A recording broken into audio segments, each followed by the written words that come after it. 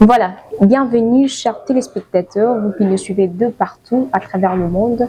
C'est bien votre émission Dites-moi coach. Voilà, je suis Oïda Dibou, la Matilda.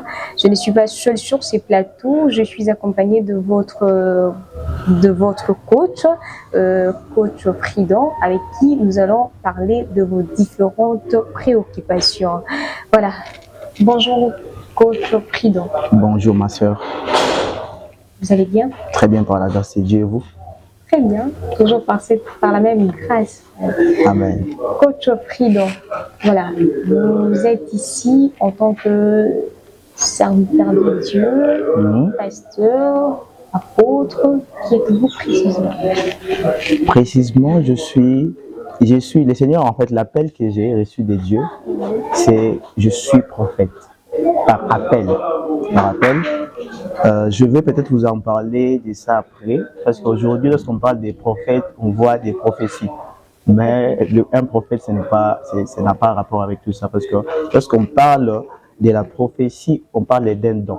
On parle du prophète, on parle de celui qui a reçu l'appel comme l'appel de Moïse.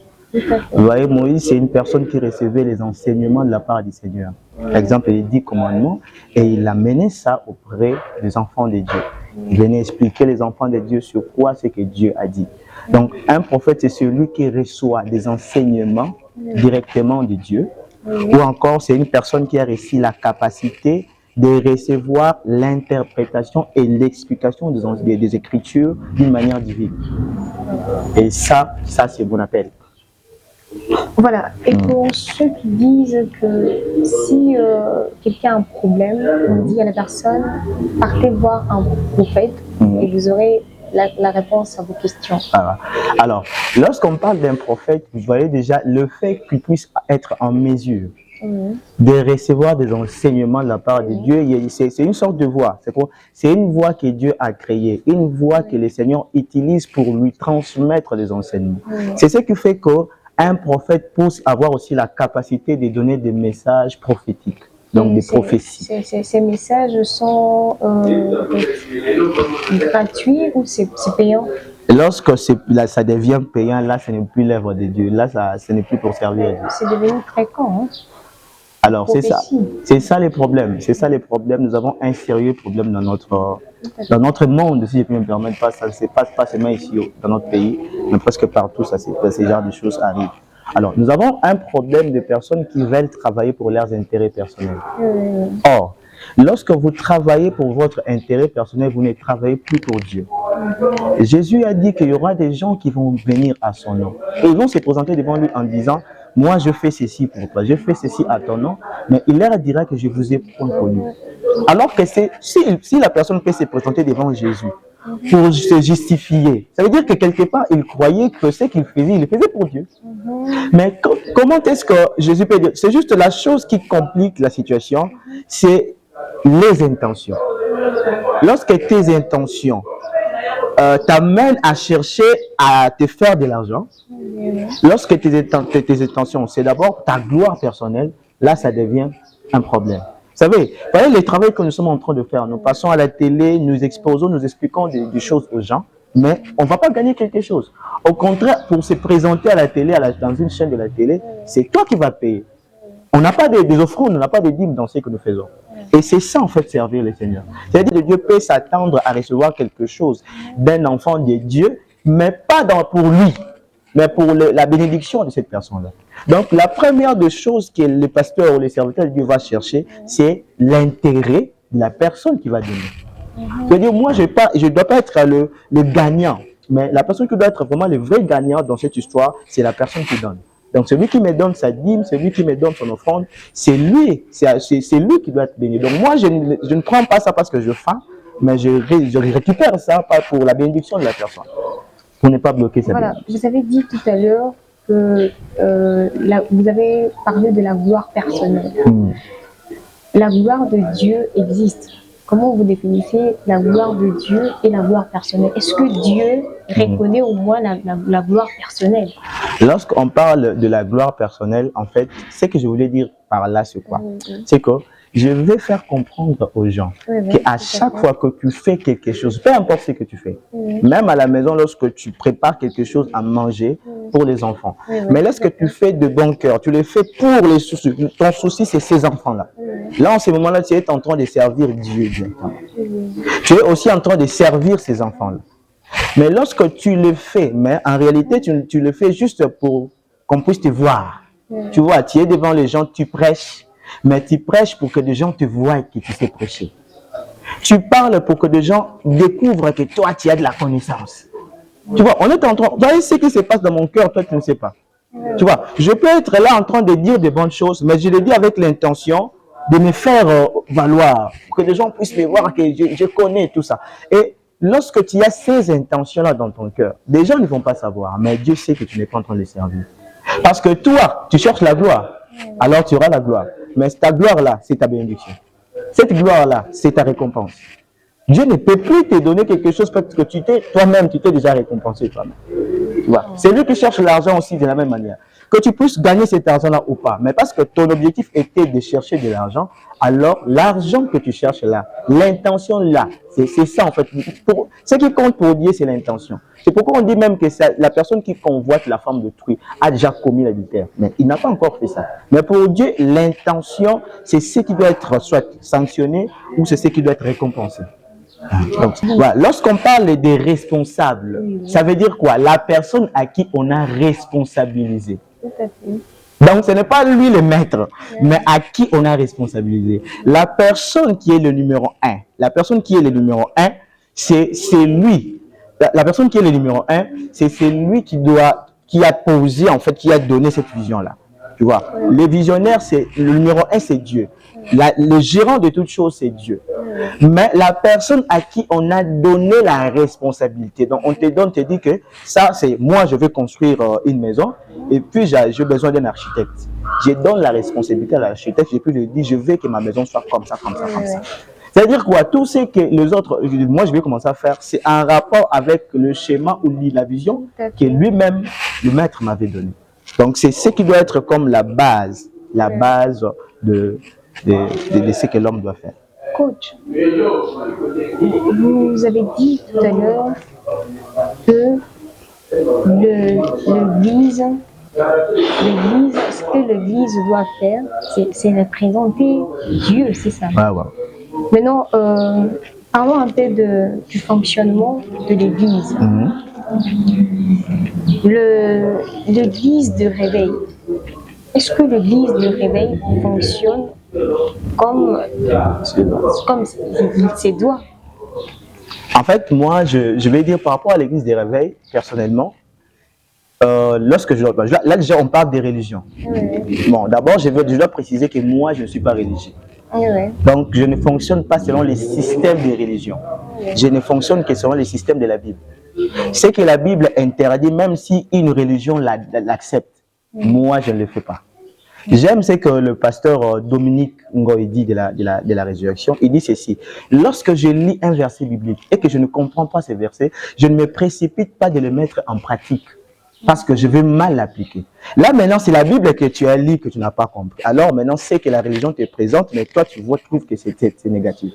La religion, c'est un système. Vous voyez, c'est une manière de voir des choses de certaines personnes, et puis on a moins une membre, ça devient comme leur manière de faire, leur manière de fonctionner. Ce qui n'est pas vraiment, donc tout dans la religion n'est pas spirituel. Tout dans la religion n'est pas spirituel. Alors par rapport à ta question sur l'église des réveils, je dirais que le valeur que présentent les églises des réveils ou c'est qu'ils présentent, exemple, la manière dont leur considération de Jésus, leur considération du Saint-Esprit, leur considération du Père, leur manière, les enseignements qu'ils prêchent, c'est vraiment parfait. Mais ce que je déplore à l'église des réveils, c'est le fait qu'ils ne soient pas en mesure de gérer des serviteurs de Dieu qu'ils sortent. Il y a des gens qui s'autoproclament pasteurs. Il s'autoproclame pasteur, il s'autoproclame prophète parce qu'il a prophétisé à quelqu'un et puis des gens commencent à l'appeler prophète. Il ne sait même pas le vrai sens de fait d'être prophète. Et puis il est devenu. Maintenant, l'église des réveils, c'est comme si on n'arrive pas à gérer toutes ces personnes. Ouais. Alors, moi, c'est que moi, je peux apporter comme ma contribution à l'église de la Vérité. Parce que lorsque je me présente dans des émissions comme ça, l'objectif, ce n'est pas de faire du mal à une religion, mais de proposer mes idées pour que la religion s'améliore. Proposer mes idées pour une personne puisse changer sa manière de faire et qu'il fasse mieux. Ouais. Alors, moi, ce que je vais proposer, c'est que l'église de la Vérité travaille de la sorte de sorte à arriver à mettre un système qui va permettre à ce que les serviteurs de Dieu qui sortent soient des serviteurs de Dieu qui sont reconnus, qui sont compétents. Ce n'est pas quelqu'un qui va venir seulement de nulle part comme s'il s'autoproclame pasteur et puis on le laisse pasteur comme ça. Donc il faut que des choses puissent se remettre dans l'ordre. C'est pourquoi on voit plein de choses qui se passent aujourd'hui. Je ne sais même pas me permettre de les prononcer parce qu'il y a des choses trop sales et on ne sait même pas les dire. Aujourd'hui, les gens n'ont plus le respect des hommes de Dieu. Oui, et là, c'est parmi des choses même qui font mal. Et pourquoi les gens n'ont plus de valeurs, ne donnent plus de valeurs aux serviteurs de Dieu? C'est d'abord, c'est parce que les serviteurs de Dieu ont perdu leur crédibilité par leur manière de se comporter. Donc, ils se permettent de se comporter de n'importe comment. Vous voyez, il y a des gens... C'est dur, en fait. En fait, parmi des raisons, la Bible a dit ceci, qu'au temps de la fin, nous allons découvrir, par des comportements de ces serviteurs, nous allons comprendre qui sont dans le bon et ceux qui ne sont pas dans le bon. Nous allons les découvrir. Et lorsque nous voyons ce qui se passe aujourd'hui, on peut comprendre qu'il y a certaines personnes ne portaient que les casquettes des serviteurs de Dieu. Mais en réalité, ils ne le sont pas. Il y a aussi d'autres qui ont été séduits. Ça veut dire quoi? Ils n'ont pas assez travaillé la maturité spirituelle. En tant qu'enfants de Dieu, ils n'ont pas atteint les niveaux de fils. Ils étaient encore enfants. Voilà. Alors, dans leur état d'enfance, là, on les a directement donné la responsabilité de devenir serviteurs de Dieu. Aujourd'hui, surtout des pasteurs qui n'ont pas eu à suivre de formation théologique ou des formations un peu professionnelles sur leur domaine, des fois, lorsqu'ils découvrent un enfant de Dieu, un frère à l'église qui essaye de se donner corps et âme, et puis le pasteur se dit, non, ce monsieur-ci, je dois vraiment lui donner un poste. Et c'est comme ça qu'un jour, il va devenir pasteur. Et puis lorsqu'il va devenir, d'abord, il n'a pas l'appel de ce travail-là. De deux, il n'a pas été travaillé. C'est-à-dire quoi? Le fait de se tenir devant les gens pour prêcher ne fait pas de toi une personne mature. Ça te donne juste l'art de parler en public. Mais ça ne te donne pas la possibilité d'être mature. C'est pourquoi tu vas voir ces mêmes personnes-là, chez eux à la maison, on les retrouve comme des personnes immatures, même de leurs petits frères, petites soeurs, ne supportent même pas le Messie. Ils se disent que non, mais comment ils se comportent? Ouais. Et qu'est-ce que ça demande pour avoir la maturité spirituelle? En fait, il y a des procédures. Moi, comme je suis là, il y a des personnes avec qui on a commencé dans les seigneurs qui sont déjà des pasteurs aujourd'hui. Moi, j'ai plus de 33 ans, mais les autres ont commencé déjà à 27, 25, 26 ans. Et moi, bien qu'on a prié pour moi pour commencer le ministère, mais mon ministère, je le limite par des conférences, par des manifestations un peu spéciales, par des émissions, mais je ne me mets pas directement à déclarer que j'ai une église, tout ça, mais bien qu'on m'a déjà consacré pour ça. Pourquoi? Parce que chaque chose a son temps. Et ce n'est pas que parce que il y a des gens qui, peut-être le Seigneur les a appelés à commencer le ministère à 20 ans, mais ils ne doivent pas commencer à 20 ans. Pourquoi? Parce que lorsqu'on dit que tu vas commencer à 20 ans, ce n'est pas par rapport à l'âge physique, mais par rapport à la croissance spirituelle et de la maturité. Et lorsque Dieu te dit que tu vas commencer à 20, ça veut dire que Dieu attend de toi qu'avant cet âge-là, que tu puisses te mettre à travailler sur ce domaine. Il ne faut pas attendre qu'on puisse te mettre de titres ici pour que tu puisses commencer à travailler. On t'appelle pasteur, on te déclare pasteur, on te consacre pasteur, et puis tu commences à lire la Bible comme des pasteurs, après tu commences à faire, mais comment tu vas fonctionner? Avant de devenir pasteur par titre, tu dois déjà les devenir par votre habitude, par votre système, par votre manière de fonctionner. Il ne faisait pas partie de toutes les autres églises. Kimbangu, à l'époque de Kimbangu, l'église des Kimbangus n'existait même pas. Donc, c'est lui qui a accepté Jésus comme son Seigneur et son Sauveur. Et les miracles qu'il faisait là, il les faisait au nom de Jésus. Il les faisait au nom de Jésus. Ce qui m'étonne avec ce qui se passe aujourd'hui, c'est quoi? C'est que Kimbangu, Oui, qui invoquait Jésus, il vous a présenté son Dieu qui est Jésus, oui, tout à fait. mais vous qui venez après lui, au lieu d'invoquer la personne qui vous a présenté, vous commencez à l'invoquer lui-même. Voilà, voilà. C'est ça le problème. Lui, il vous a dit que c'est Jésus. Je chasse les démons au nom de Jésus. Vous voyez, les disciples chassaient les démons au nom de Jésus. Et les gens qui ont vu les disciples chasser les démons, ils ont aussi fait la même chose. Ils n'ont pas chassé les démons au nom de Paul. Ils ont chassé les démons au nom de Jésus. Mais actuellement, le disciple de Kimbangu se sont égarés pour adorer Kimbangu. C'est ça le Pour problème. adorer Kimbangu. C'est ça les problèmes. C'est ça les problèmes. Parce que tu sais, du jour au lendemain, le temps, non, bon, tu vois, tout ça, la Bible l'a déjà dit. Hein. La Bible a déjà dit qu'au temps de la fin, il y aura trop de choses qui vont se passer. Parmi ces choses-là, c'est ce que nous voyons aujourd'hui. Moi, je ne suis pas contre une religion, mais je suis contre tout ce qui égare les gens. Parce que ceux qui vont être aveugles, qui vont suivre juste la voie comme ça, ils vont se détruire parce qu'ils vont partir, ils adhèrent dans leur manière de faire des choses alors que cette manière n'est pas correcte. Moi, je ne veux pas que les kimbanguistes soient renversés. Mais ce que moi je veux, c'est qu'ils puissent reconnaître Jésus à sa place, qu'ils puissent donner aussi la place de Kimbangu, la place qu'il doit avoir. Ouais, comme la personne qui les a montré la voie de Jésus. Et donc, pour vous, quelle église qui sera enlevée au retour du Christ? Par rapport à ça, je veux que tu saches une chose, que Jésus ne viendra pas prendre une religion. Il n'y a aucune religion qui sera enlevée lorsque Jésus va venir. La seule chose qu'on doit savoir, c'est que lorsque... L'enlèvement, c'est juste pour les humains. Non, l'enlèvement, c'est pour ceux qui ont accepté Jésus comme leur Seigneur et Sauveur et qui marchent selon les principes en rapport avec ceux qu'ils ont accepté. Accepter Jésus ne veut pas dire « j'accepte ». Non. Accepter Jésus veut dire quoi? Jésus dit « regarde mon mode de vie ». Et puis tu te dis « oui, je t'accepte ». Tu dis « j'accepte cette manière de fonctionner ». Et lorsque tu acceptes, ça veut dire que tu veux les pratiquer. Et lorsque tu ne les pratiques pas, c'est que tu n'avais pas accepté, tu avais juste dit que j'ai accepté. Et pour ceux-là qui, une fois acceptés, ils sont balbédisent, je vais un peu de l'autre côté, je vais revenir après.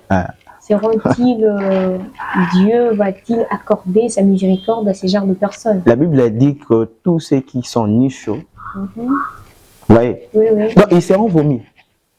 Ils seront vomis. Il faut avoir une position dans la vie. Dieu a dit que j'ai mis devant toi deux chemins. Mais comment toi tu peux, toi-même là tu marches dans ces deux chemins? Comment tu vas marcher? Comment tu vas marcher? Donc, ce que les gens doivent savoir, c'est ça. Aujourd'hui, les gens cherchent à créer une chrétienté imaginaire. Ils sont en train d'imaginer la chrétienté. Ce sont les mêmes personnes qui fréquentent l'église, mais lorsqu'ils vont rentrer, et ils vont faire n'importe quoi et tout. Mais c'est pas... Bon, moi je comprends. Moi je comprends parce que tout a été déjà prophétisé. Ouais, moi je comprends toutes ces personnes. Mais malheureusement, le fait de vous comprendre ne vous donne pas l'accès à Dieu. Ne vous donne pas accès à Dieu. On n'est pas là pour vous juger, mais on est là juste pour vous prévenir.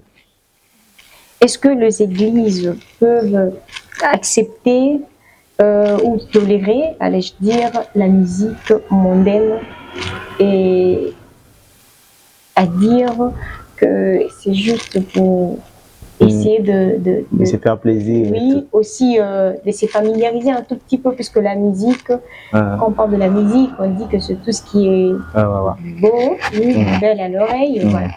Et pour ceux-là pour ces hommes de Dieu qui conseillent à leurs disciples d'écouter ce genre de chansons, ont-ils tort ou raison? Bon, en fait, moi, personnellement, lorsqu'on parle déjà de la musique, il faut savoir une chose, que moi, je suis coach vocal, je donne cours de musique, bien qu'avec ce que nous faisons aujourd'hui, je ne sais plus être au centre pour apprendre aux gens à chanter et tout. Donc, la musique, lorsque je parle de la musique pour moi, c'est une langue. C'est-à-dire, c'est un moyen qu'on peut utiliser pour transmettre l'esprit, on peut transmettre un message, on peut transmettre plusieurs choses. Mais, entre guillemets, on les considère comme ceux qui ont l'esprit de Dieu. Alors, si on ne doit pas aller dans des chants prophétiques, tout ça, mais on parle humainement parlant, on dirait que ce sont leur musique, là, on peut faire confiance à leur musique. Pourquoi? Parce que d'abord, eux-mêmes, ils sont animés par l'esprit de Dieu. Et puis, de Dieu, on sous-entend ils ont été inspirés par Dieu. Être inspiré par Dieu ne veut pas seulement dire que tu t'assois comme si tu ressens la musique. Mais lorsque tu fais, la Bible a dit, lorsque vous allez ouvrir vos bouches, moi je vais mettre mes paroles. C'est-à-dire que tu peux parler sans savoir que c'est Dieu qui met ses mots, qui met ses paroles dans vos bouches. Mais vu que tu as l'Esprit de Dieu en toi, l'Esprit de Dieu te conduit et fait en sorte que tu puisses dire ces choses. Ouais. Donc, c'est ça. Maintenant, lorsque vous suivez la musique, comme on dit, comme vous venez de le dire, musique mondaine, le premier coup, d'abord, on reconnaît, d'une manière générale. Je ne parle pas de moi, mais d'une manière générale, tout le monde reconnaît que ce sont des personnes qui, on ne reconnaît pas qu'ils ont l'Esprit de Dieu, ça veut dire qu'ils ont accepté Jésus et tout et tout. Alors, une personne qui est soit vide ou qui a un esprit contraire à l'Esprit de Dieu, ne peut que transmettre ce qui est contraire. Lorsque tu es vide, Dieu ne vient pas s'improviser là où il y a le vide. Il attend que tu puisses l'inviter. Mais le diable, lorsqu'il trouve un vide, il vient s'imposer et puis il t'utilise. Tu vois? Et de l'autre côté, pour une personne qui a l'esprit du diable, c'est-à-dire qu'il a touché à la magie pour sa musique. Aujourd'hui, lorsque vous allez sur Internet, vous allez voir les musiciens, la majorité des Américains et d'autres, tu vois, eux-mêmes disent, ils ne cachent plus que lorsque j'écris mes textes, à un moment, je ne suis plus moi. Il y a d'autres même qui font des signes de la sorcellerie, de leur magie, pour prouver qu'ils appartiennent à telle loge. C'est pourquoi je voulais dire aussi, même aux joueurs et aux musiciens, tu vois une personne faire des signes de doigts, tu ne sais même pas ce que cela signifie. Et puis toi aussi, comme tu te dis que je suis star, tu commences à faire de mêmes signes, alors que tu ne sais même pas ce que cela veut dire. Donc, il ne faut pas se précipiter. Avant de dire, de faire quelque chose, il faut d'abord comprendre ce que cela veut dire. Voilà. Donc, c'est ce que je voulais dire par rapport à ça. Voilà, un conseil par rapport à tout ce que vous venez de dire, un conseil à tous les très chers téléspectateurs qui nous suivent de partout. Un conseil. Ce que je vais demander à tout le monde aujourd'hui, vraiment, je demande à tout le monde d'éviter un peu de devenir, d'éviter un peu d'être des donneurs des leçons sans comprendre des choses en profondeur. Voilà. Aujourd'hui, je vois un pasteur qui prêche et puis on met sa prédication sur Internet et tout le monde vient pour dire que toi, pasteur, tu ne peux pas faire ça. J'ai vu un monsieur qui a commenté sur la publication de prouver qu'ils ne sont pas d'accord avec ce qui se passe. Et puis le monsieur qui commente, qui dit non, vous mettez seulement à faire ça, il faut aller combattre. Donc c'est comme si lui, il connaît mieux la mission d'un serviteur de Dieu. Pour lui, un serviteur de Dieu, sa mission, c'est d'aller au front avec les armes pour aller tirer sur les gens. Ouais. Donc arrêtons de donner toujours, de chercher à apprendre aux personnes qui nous dépassent par rapport à ce domaine. Ouais. Arrêtons ça. Nous voulons. Donc, je ne sais pas, l'Internet, je ne sais pas si c'est quoi. Donc tout le monde vient pour dire et faire ce qu'il veut. Voilà. Même des gens se permettent même d'insulter des gens. D'insulter des gens. Quelqu'un met quelque chose, il n'y a rien de l'insulte. On dit, mais pourquoi tu lui dis ça? On ne comprend pas. Donc, ce que je demande aux gens, c'est de savoir, avant de faire ou de dire quoi que ce soit, prends le temps d'aller en profondeur. Peut-être que c'est toi qui ignores. On a vu, il y avait beaucoup de pasteurs qui ont traité des sorciers, des occultistes, c'est parce qu'ils avaient un comportement qui n'était pas habituel. Donc, les gens n'étaient pas habitués à ce genre de comportement auprès des pasteurs. Mais après, lorsque les jeunes là ont atteint leur niveau, ils se sont rendus compte, oh, moi aussi je commence à vivre ça. Ils se sont rendus compte que c'est juste l'ignorance. L'ignorance qui les a menés. Voilà, c'en est fini pour aujourd'hui, très chers internautes. Merci de nous avoir suivis de partout à travers le monde. C'était votre émission Dites-moi Coach, présentée par Ouida Dibou, autrement appelée La Mathilda. Voilà, retrouvez-nous tout le jeudi soir sur la chaîne Vie Ministry. Au revoir. Merci.